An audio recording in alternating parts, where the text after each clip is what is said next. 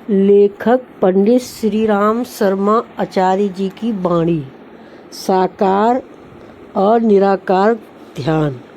गायत्री मंत्र हमारे साथ साथ। ओम भूर्भुवः स्वः तत्सवितुर्वरेण्यं भर्गो देवस्य धीमहि धियो यो न प्रचोदयात्। दीपक की तरह जलें, प्रेरणा दें। मैं आपको दीपक का उदाहरण देकर समझा रहा था कि दीपक आप जलाएं। दीपक जलाने के लिए साथ साथ और दीपक जलाने के बाद आप ये ध्यान रखें कि भगवान की भक्ति का एक मूल भूत सिद्धांत ये भी है कि आदमी को जलना पड़ता है, गलना पड़ता है। ये भगवान का भक्त है जो है वो बरगद के पेड़ की तरह बड़ा तो हो जाता है, ये इतना हमने माना, लेकिन बरगद के पेड़ की तरह से बड़ा होने से पहले बीज को गलना पड़ता है। बड़ा होने से पहले आदमी को भी गलना तो पड़ेगा। महाराज जी, मैं तो वृक्ष की तरह से बड़ा हो जाऊंगा। हाँ बेटे, ज़रूर हो जाएगा, लेकिन गलना तो पड़ेगा। नहीं, मैं गलना तो नहीं चाहता। जो कुछ भी हो, मैं तो मालदार बनना चाहता हूँ, मोटा बनना चाहता हूँ। बेटा, मोटा तो तू नहीं बन सकता, तेरी औलाद बन सकती है। बेटे, जो प्रेरणाएं मैं आपको दे रहा हूँ ये आपके मस्तिष्क में गूंजती रहे। दीपक आप जलाते चले जाएं और ये विचार करते चले जाएं कि हमारी एक छंटाक जैसी हैसियत और औकात है। हमारे भीतर जो स्नेह चिकनाई लबालब भरी हुई है उसके द्वारा हम अपने आप को जलाते हैं और जलकर रोशनी पैदा करते हैं, दिशाएं देते हैं। रोशनी कैसे पैदा करते हैं?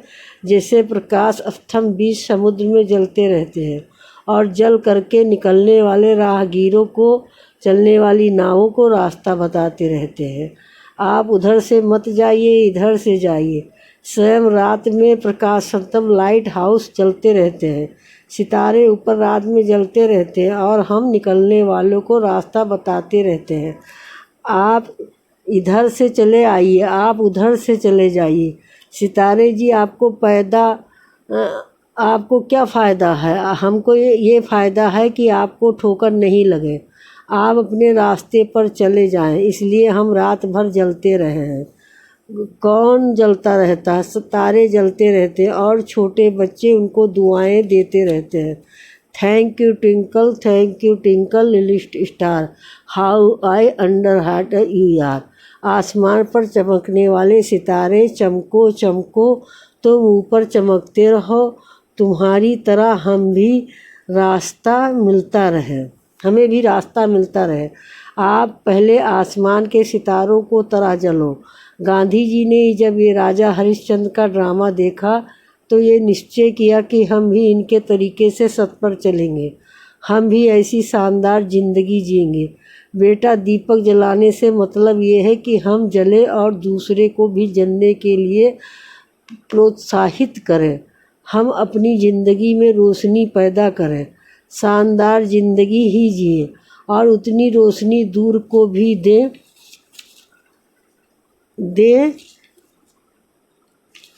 यही सिद्धांत बनाएं।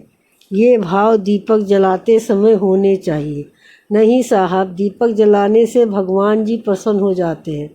आपसे हुए होंगे, मेरे ख्याल से प्रसन्न नहीं हो सकते। नहीं महाराज जी, दीपक जलाने से भगवान जी प्रसन्न हो जाते हैं, पर असली गाय के घी से प्रसन्न होते हैं और नकली घी से प्रसन्न नहीं होते। अच्छा, पर मेरा ऐसा ख्याल है कि हमारी ज़िंदगी दीपक की तरह जलने वाली हो तो भगवान भी हमारे ऊपर प्रसन्न हो जाते हैं। कब बरसेगा देवी अनुग्रह? मित्रों, भगवान हमारे नज़दीक है, भगवान का अनुग्रह हमारे पास है। जो फल भक्ति के लिखे हुए हैं वह सब आपको मिल सकते जाएंगे। एकाएक फल है, आपको निश्चित दिला सकता हूँ और इस बारे में आपको विश्वास दिला सकता हूँ। इसकी गारंटी हमारे पास है। आप जिस देवता की कृपा की कहें उसी देवता की कृपा करा दूँ, लेकिन शर्त ये है कि अपना जीवन गंदा नहीं हो। नहीं साहब, जीवन तो हमारा गंदा ही रहेगा। नहीं बेटे, जीवन गंदा रहेगा तो देवता भी कृपा नहीं करेंगे। मित्रों, भगवान को जल से स्नान कराने से मतलब चेतना को स्नान कराने से नहीं महाराज जी, चेतना को तो मैं स्नान बाद में कराऊंगा, पहले पानी से अपना शरीर को नहलाऊंगा। बेटे कैसा कर लेगा? बात तो सही है, शरीर से क्या काम हो जाता है महाराज जी। मैं तो ऐसा ही नहा लेता हूँ। तो एक बात बता कि तेरी चमड़ी के खोल में क्या क्या भरा हुआ है? मांस भरा हुआ पड़ा है।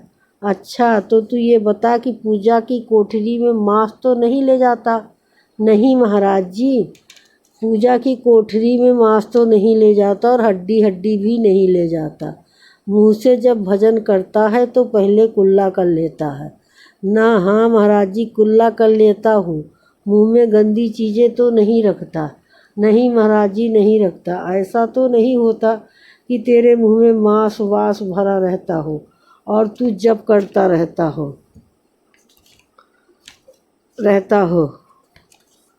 नहीं महाराज जी, मुँह में मांस भरा रहेगा तो मैं जप कैसे करूँगा? ऐसा तो नहीं कि सूखी हड्डी मुँह में भरे रहता हो और राम नाम लेता हो। ऐसी गलती मत करना कहीं। यदि इस तरह जप किया तो भगवान ही नाराज़ हो जाएंगे। नहीं महाराज जी, ऐसा तो नहीं करता। बाहर की नहीं, भीतर की सफाई। मित्रों, जहाँ कहीं भी शास्त्रों में स्नान का वर्णन है वहाँ शरीर के धोने का सिद्धांत नहीं है। शरीर के धोने का मतलब इच्छाओं, भावनाओं, विचारों की सफाई से है, जो केवल अपने शरीर को खुशबूदार बनाते रहते हैं और शरीर को कितनी ही बार धोते रहते हैं। सारे दिन कोई पाउडर लगाता रहता, कोई सेंट लगाता रहता, कोई क्रीम लगाता रहता, कोई सुपर लक्स से नहाता है, कोई बढ़िया से बढ़िया साबुन से नहाता रहता है। नहाने के बारे में तो उन लोगों को देखो जो अपने शरीर को तो धोते रहते हैं, परंतु भीतर से कैसे कैसे धंधे करते हैं, किस तरह से पैसा कमाते रहते हैं, इसमें भी भिक्षा भी शामिल है।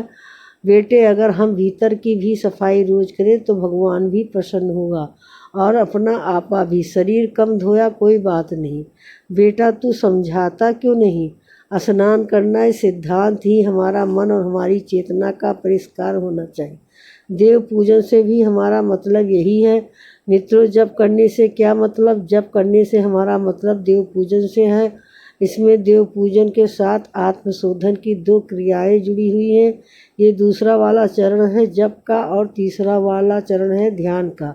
जप और ध्यान को हम मिला देते हैं। दोनों को मिला देने से एक प्रक्रिया बनती है, नहीं तो जप अधूरा रह जाएगा। आपका जप अधूरा है अगर आप ध्यान नहीं कर रहे होंगे। जप करने पर लोगों की शिकायत होती है कि मन भागता रहता है। बेटे, मन न भागे, इसलिए हम जप के साथ साथ में 2 ध्यान भी बताते रहते हैं। अक्सर एक साकार ध्यान बताते रहते हैं, दूसरा निराकार ध्यान। साकार ध्यान का स्वरूप। बेटे, साकार ध्यान ये है कि माँ गायत्री कृपा करें। माँ गायत्री की कृपा हमारे ऊपर बरसती है, उसका अनुग्रह हमारे ऊपर बरसता है। गायत्री माता क्या है? गायत्री माता वह है कि जिसमें हम जवान स्त्रियों को माता के रूप में देखना शुरू करते हैं, जो शुद्ध बुद्धि की देवी हैं, जो सद्विवेक की देवी हैं, सद्विचारों की देवी हैं। देवी का नाम गायत्री है। गायत्री देवी है महाराज जी। हाँ, देवी हैं तो आपको खुद सम्मान दे जाती है।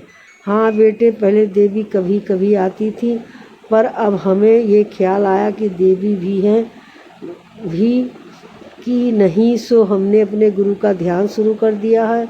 गुरु का ध्यान, हाँ बेटे, हमने गुरु का ध्यान करते हैं। गुरु को हमने देखा है, उनके बारे में हमको विश्वास है।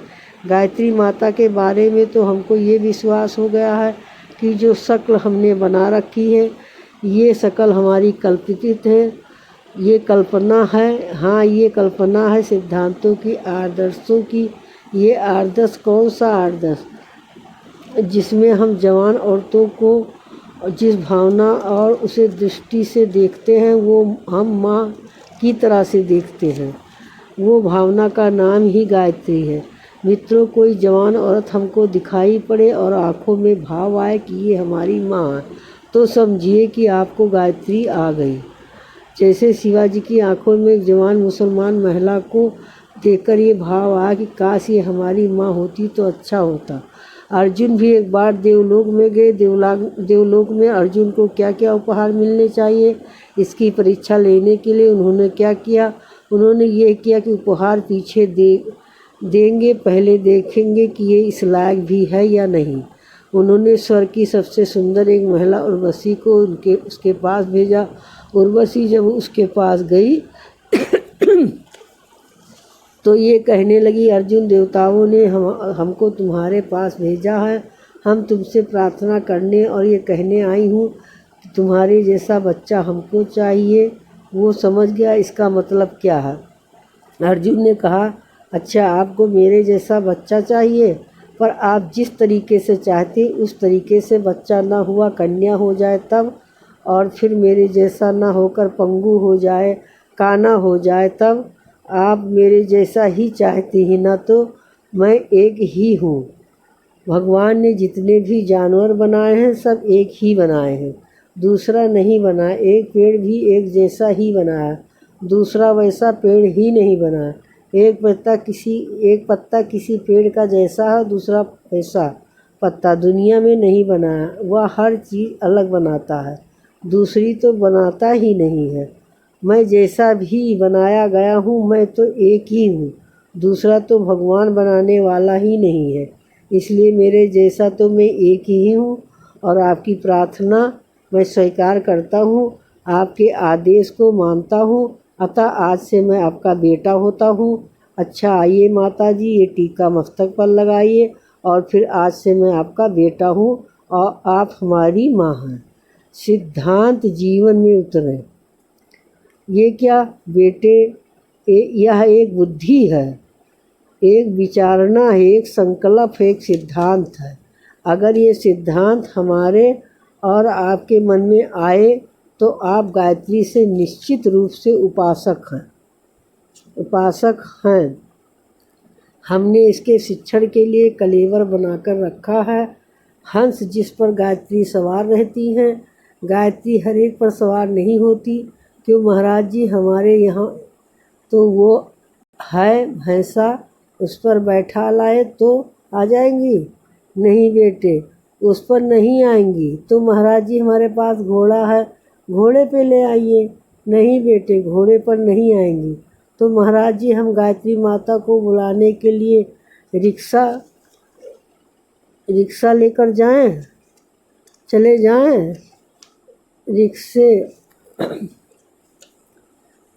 रिक्शे पर बैठा कर ले आए। रिक्शे पर तो आज आ ही जाएंगी। नहीं बेटे, रिक्शे पर नहीं आएंगी। गायत्री माता को लाना हो तो बेटे हंस के सिवा और किसी पर नहीं आ सकती। महाराज जी, हंस तो बेकार होता है, किसी और सवारी पर नहीं आ सकती। घोड़ा कहे तो घोड़ा ला दूँ, हाथी कहे तो हाथी ला दूँ। घोड़े हाथी पर तो कोई कतई नहीं बैठती, तो हंस पर ही बैठती हैं। हंस से क्या मतलब है? हंस से मतलब है वो व्यक्ति जो धुला हुआ हो, जिसने अपने कपड़ों को धोकर साफ सुथरा बनाया हो। हंस से मतलब ये वो व्यक्ति जिसको कि मोती खाने की आदत हो, जो कीड़े मकोड़े नहीं खाता हो। हंस से मतलब है वह व्यक्ति जो दूध और पानी को अलग अलग करना जानता हो। महाराज जी, ऐसा हंस कौन सा होता है? कोई नहीं होता बेटे, हम और आप हो सकते हैं। दोस्तों, हम एक अलंकार हैं। जैसा हंस हमने अपना कल्पना कर रखा है, उसे दूध और पानी कहाँ से मिलेगा? दूध पानी को वह कैसे अलग कर सकता है? ये तो अलंकार है। ये हंस जो कि गायत्री माता का वाहन है, ऐसा हमको भक्त बनाना चाहिए, अर्थात हमारा जीवन ऐसा बनाना चाहिए जैसा कि हंस का होता है। तब गायत्री माता हमारे कंधे पर सवार होंगी, हमारी पीठ पर सवार होंगी, हमारे सिर पर सवार होंगी, हमारे ऊपर उनकी छत्र छाया बनी रहेगी। क्या मतलब है बेटे? इसका मतलब ये है कि हमको ध्यान करना चाहिए किसका? साकार गायत्री माता का। गायत्री माता हमको स्नेह देती है। भगवान को जब हम माता के भाव से मानते हैं तो क्या देते हैं? भगवान हमको स्नेह देते हैं, हमको करुणा देते हैं, हमको दयालुता देते हैं और हमको श्रद्धा देते हैं। निरंकार ध्यान से ऐसे करें। इस वाणी सुनने के लिए बहुत बहुत धन्यवाद और आपने जो सब्सक्राइब करा उसको तहे दिल से धन्यवाद करती हूँ।